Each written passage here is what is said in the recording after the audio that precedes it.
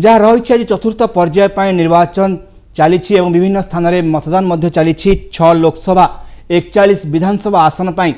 सकाळु मतग्रहण चली विभिन्न बूथ मानक जो देखा 6 लोकसभा विशेषकर मयूरभंज बालेश्वर भद्रक जाजपुर केन्द्रापड़ा जगतसिंहपुर जिला विशेषकर आज मतग्रहण होया अधीनस्थ विधानसभा निर्वाचन मंडली मानक मतग्रहण चली सकाल 7टार संध्या 6टा पर्यंत ए मतदान चलिब विभिन्न बूथ मानक जहाँ सूचना रही मत सब्यस्त इतिमध्य बालेश्वर बीजेपी सांसद प्रार्थी प्रताप षडंगी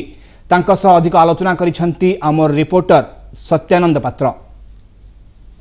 आम आज पहुंचीचु बालेश्वर जिला नीलगिरी निर्वाचन मंडल धोबेशाला पंचायत रे जोठी की बीजेपी वरिष्ठ नेता तथा सांसद प्रार्थी प्रताप षडंगी मतदान करिसेंती। मतदान छाड़ा पर आम प्रताप षडंगी को पचार बुझा बर्तमान स्थिति कौन केमी लोक भोट देवाक आसुँच एरिया केमी लोक भोट दौरान केते उत्साहित अच्छा मतदान करने तो मुझे मो बूथ है मतदान कर सारे मतदान शांतिपूर्ण अच्छी किंतु लोक मान दुख कहले न सरे सब लोक मैंने खरार लाइन कर घंटा घंटा छिड़ाई सेड करा कथा पानी व्यवस्था करा सब किसी कराए ना घंटा घंटा धरिकी पिला धरिकी स्त्री लोक मैंने छिड़ाई जहाँ अत्यंत हृदय विदारक आउ बालेश्वर लोकसभा शताधिक स्थान में ईवीएम मेसीन अचल की पड़ी टीणा मंड गाँव विद्याधरपुर जलेश्वर भोगराई बस्तार